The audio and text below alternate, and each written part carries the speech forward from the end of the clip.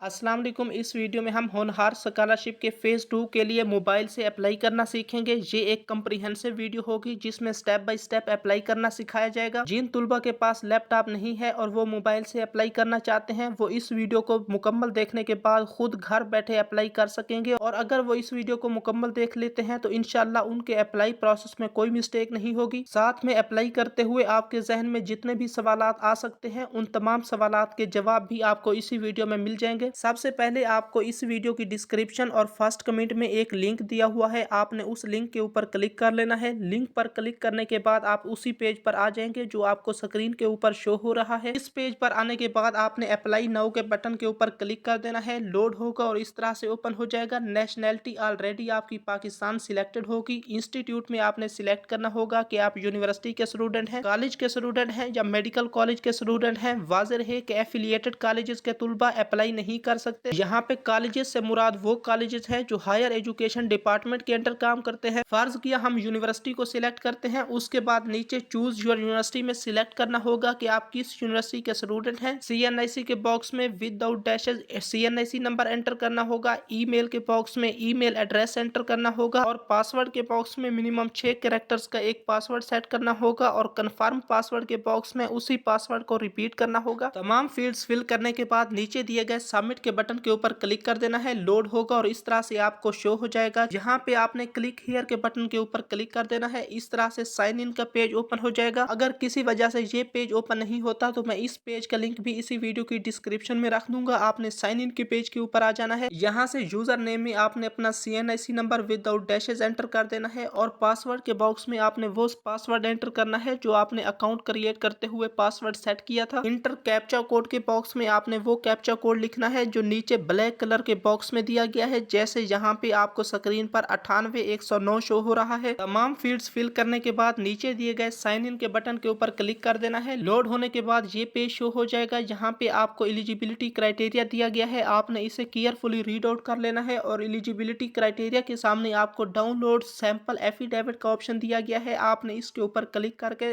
Affidavit को download कर लेना है। एफिडेविट डाउनलोड होने के बाद इस तरह से आपके सामने आ जाएगा। यहाँ पे आपने इसे एडिट करके इसमें अपनी डिटेल्स एंटर कर लेनी है। एफिडेविट में अपनी आपने इन्फॉर्मेशन एंटर करने के बाद आपने एक स्टाम्प पेपर लेना है। वो मिनिमम 50 रुपए का होना चाहिए, लेकिन आपने कम अज कम 100 या 200 रुपए का स्टाम्प पेपर ले लेना है। ये आपको अपनी कचहरी से भी मिल जाएगा या आपकी यूनिवर्सिटी की जो बुक शॉप होगी वहां से भी आपको मिल जाएगा। आपने उस स्टाम्प पेपर के ऊपर इस एफिडेविट को प्रिंट करवा लेना है। उससे बाद दोबारा से आपने अप्लाई पोर्टल पर आ जाना है और इसी पेज पर हमने अभी अप्लाई को छोड़ा था। आपने नीचे स्क्रॉल डाउन करना है और नीचे दिए गए नेक्स्ट के बटन के ऊपर क्लिक कर देना है। ये पेज आपके सामने शो हो जाएगा। यहाँ पे आपने अपनी प्रोफाइल पिक्चर को अपलोड करना है। उसके लिए आप चूज फाइल के ऊपर क्लिक करेंगे और फाइल्स में जाकर जहाँ पे भी आपने अपनी पिक्चर रखी हुई है उसे अपलोड कर देना है। वाज़ेह है कि ये पिक्चर 2 MB से कम साइज की होनी चाहिए, वरना अपलोड नहीं होगी। और यहाँ पे आपने लाजमी तौर पर नीचे दिए गए अपलोड फोटो के बटन के ऊपर क्लिक कर देना है। उसके बाद आपको नीचे मिल जाएगा इमेज अपलोडेड सक्सेसफुली। मैंने डमी के तौर पर एक रिजल्ट कार्ड की पिक्चर अपलोड कर दी है, लेकिन आपने एहतियात करनी है और आपने यहाँ पे अपनी प्रोफाइल पिक्चर ही अपलोड करनी है। फर्स्ट नेम के बॉक्स में आपने अपना फर्स्ट नेम लिखना है। फर्ज किया अगर मेरा नेम अब्दुल्ला एहसान है तो फर्स्ट नेम की जगह पे मैं अब्दुल्ला एंटर करूंगा। मिडल नेम को आप स्किप भी कर सकते हैं। अगर आपका नेम 3 वर्ड्स पर मुश्तमिल है तो फिर आप मिडल नेम भी लिखेंगे। लास्ट नेम पे फर्ज किया मैं एहसान लिखूंगा। आपका जो भी सर नेम है वो आप एंटर करेंगे। फादर या गार्डियन का नेम आपने फादर या गार्डियन के बॉक्स में एंटर कर देना है। जेंडर में आपने सिलेक्ट करना है कि आप मेल हैं या फीमेल हैं। रिलीजियन में आप सिलेक्ट करेंगे कि आपका मजहब क्या है। इंस्टीट्यूट आपका पहले से सिलेक्टेड होगा जो आपने अप्लाई करते हुए सिलेक्ट किया था। उसके बाद अगर फर्ज किया आप यूनिवर्सिटी के किसी सब कैंपस में स्टडी कर रहे हैं तो फिर सब कैंपस के बॉक्स में आपने अपने सब कैंपस का नेम लिख देना है। अगर आप यूनिवर्सिटी के मेन कैंपस में स्टडी कर रहे हैं तो आपने इस बॉक्स को एम्प्टी छोड़ देना है। होम फोन यानी आपके घर का जो भी मोबाइल नंबर है आपने वो एंटर कर देना है। मोबाइल नंबर में आपने अपना कॉन्टेक्ट नंबर ऐड करना है। अगर आपके पास नहीं है तो आप अपने फादर या मदर का भी ऐड कर सकते हैं। डेट ऑफ एडमिशन में आप वो डेट एंटर करेंगे जिस डेट को आपका एडमिशन हुआ था,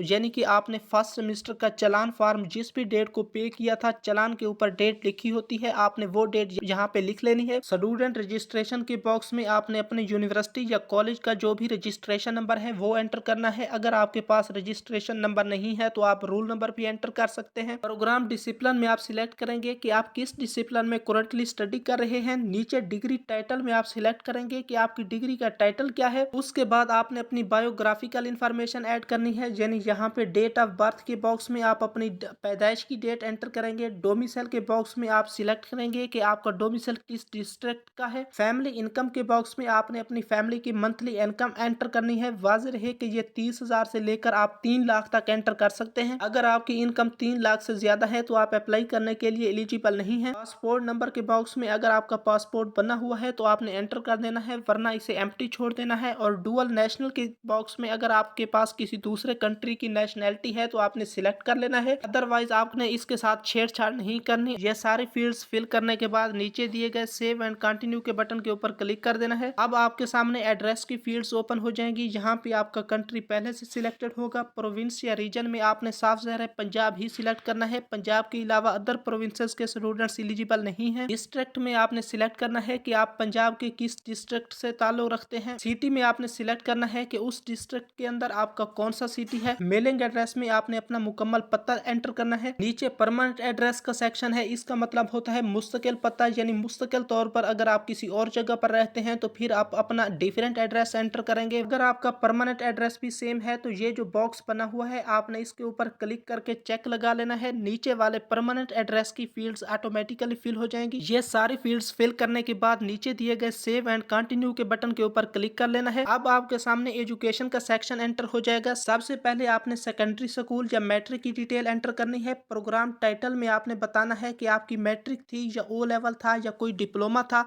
फर्ज किया मेरी मैट्रिक थी तो मैं मैट्रिक को एंटर करूंगा। उसके बाद इंस्टीट्यूट नेम में आपने अपने इदारे का पूरा नेम लिखना है जहां से भी आपने ये अपनी मैट्रिक की डिग्री मुकम्मल की थी। डिसिप्लिन में आपने सिलेक्ट करना है कि आपकी मैट्रिक साइंस के साथ थी या आर्ट्स के साथ थी। ऑब्टेन्ड मार्क्स में आप मैट्रिक में हासिल करदा मार्क्स लिखेंगे और टोटल मार्क्स में आप लिखेंगे कि आपके मैट्रिक में टोटल मार्क्स कितने थे। स्क्रॉल डाउन करेंगे तो नीचे आपको हायर सेकेंडरी स्कूल या इंटरमीडिएट की डिटेल्स एंटर करनी होगी, जहां पे प्रोग्राम टाइटल में आप बताएंगे कि आपकी इंटरमीडिएट क्या थी। फर्ज किया मेरी एफएससी परी मेडिकल थी तो मैं एफएससी परी मेडिकल एंटर करूंगा। इंस्टीट्यूट नेम में आप अपने इदारे का पूरा नेम एंटर करेंगे जहां से आपने अपनी एफएससी की थी। डिसिप्लिन में सिलेक्ट करेंगे कि एफएससी आपकी साइंस के साथ थी या आर्ट्स के साथ थी। वाज़ेह रहे कि अगर आपकी एफएससी परी मेडिकल थी या एफएससी परी इंजीनियरिंग थी या आईसीएस थी तो ये साइंस की डोमेन्स में आती है। इसके अलावा अगर आपकी आर्ट्स के सब्जेक्ट के साथ थी तो फिर आपने आर्ट्स को सिलेक्ट करना है। ऑब्टेन्ड मार्क्स में आपने एफएससी में हासिल करदा मार्क्स लिखने हैं और टोटल मार्क्स में एफएससी के टोटल मार्क्स एंटर करने हैं। और उसके बाद आप यहाँ पे स्क्रॉल डाउन करेंगे तो अब यहाँ पे आपको अंडर ग्रेजुएट डिग्री प्रोग्राम की एजुकेशनल डिटेल एंटर करनी होगी। एजुकेशनल सिस्टम में आप सिलेक्ट करेंगे कि आपका सेमेस्टर सिस्टम है या एनुअल सिस्टम है। फर्ज किया मैं सेमेस्टर सिस्टम को सिलेक्ट करता हूँ। अब आपके सामने करंट सेमेस्टर का ऑप्शन शो होगा, जहाँ से आपने सिलेक्ट करना होगा कि करंटली आपका कौन सा सेमेस्टर है। फर्ज किया मैंने 4th सेमेस्टर को सिलेक्ट किया है। ऑब्टेन्ड CGPA, यानी आप जिस सेमेस्टर में करंटली स्टडी कर रहे हैं उससे पहले जितने भी सेमेस्टर गुजर चुके हैं उनमें हासिल किया गया CGPA आपने ऑब्टेन्ड CGPA में एंटर करना है। और टोटल CGPA में आपने अपना टोटल CGPA लिखना है।